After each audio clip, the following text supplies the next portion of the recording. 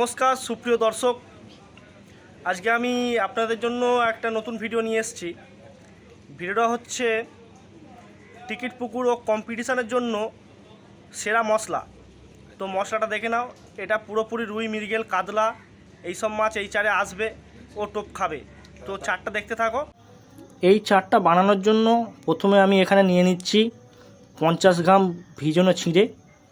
এটা চিঁড়ে এর আগের দিন আমি ভিজিয়ে রেখেছিলাম, 50 গ্রাম চিঁড়ে আছে।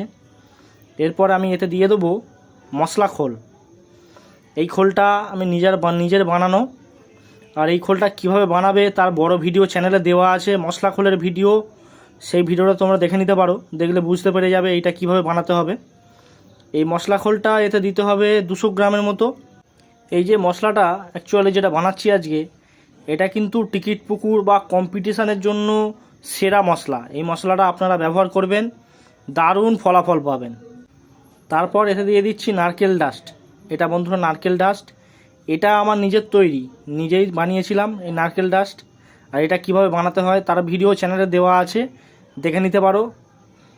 এই যে নারকেল ডাস্টটা দেবেন 10 থেকে 15 গ্রামের মতো। আর একটু মশলা খোলটা দিয়ে দিচ্ছি। এই যে মশলাটা আমি আজকে বানানো দেখাচ্ছি, যেসব নতুন শিকারি ভাইরা আছো এই মশলাটা ট্রাই করো, অবশ্যই ফলাফল পাবে। আর এরপরে দিয়ে দিচ্ছি এতে ভাত পোলাও।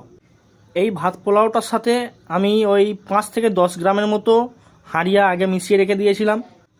আর বন্ধুরা এতে কিন্তু হাঁড়িয়া খুব বেশি দেবে না, দিতে লাগবে কিন্তু অল্প পরিমাণ দেবে, ওই 5 থেকে 10 গ্রামের মতো দেবে। আর এই ভাত পোলাওটা পুরো নারকেল দুধ দিয়ে বানানো, আর এর ভিডিওটাও চ্যানেলে দেওয়া আছে। এই যে ভাত পোলাওটা এতে দেবেন 100 গ্রামের মতো। তারপর এতে দিয়ে দিচ্ছি মশলা সুজি। এটা মশলা সুজি, আর এই সুজিটা কিভাবে বানাতে হয় তার বড় ভিডিও চ্যানেলে দেওয়া আছে। আর হ্যাঁ বন্ধুরা, যারা কিন্তু সুজির লাড্ডু বা সুজির টোপ ব্যবহার করবে তারাই কিন্তু এতে মশলা সুজিটা দেবে। আর যারা ছাতুর লাড্ডু ফেলবে তারা কিন্তু এতে মশলা ছাতু দেবে।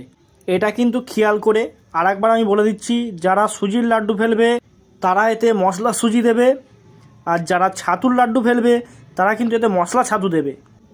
আর এতে এই মশলা সুজি দেওয়া আছে 150 গ্রামের মতো, 150 গ্রামের মতো মশলা সুজি দেবে। তারপর এতে আমি দিয়ে দেবো নারকেল পচা। এই নারকেল পচাটা কিন্তু আমার নিজের বানানো, এটা খুবই একটু ভালো কিন্তু নারকেল পচা। এই নারকেল পচা বানানোর একটা পদ্ধতি আছে, সেটা কিন্তু চ্যানেলে দেওয়া আছে, কিভাবে কি বানাতে হয় নারকেল পচা বানানোর ভিডিও চ্যানেলে দেওয়া আছে, সেটা পারলে তোমরা দেখে নিতে পারো। আর এই যে নারকেল পচাটা, এটা মোটামুটি একটা পরিমাণ মতো দিতে হবে, লক্ষ্য রাখতে হবে যেন না বেশি নরম হয়ে যায় আবার বেশি না শক্ত থাকে, সেই রকম একটা পরিমাণ মতো দেবে না এই নারকেল পচাটা। এই যে চারটা আজকে আমি দেখালাম, এটা প্রায় আজকে রেডি হয়ে গেছে, দেখতেই পাচ্ছ এটা কিন্তু রেডি হয়ে গেছে, পুরো কমপ্লিট।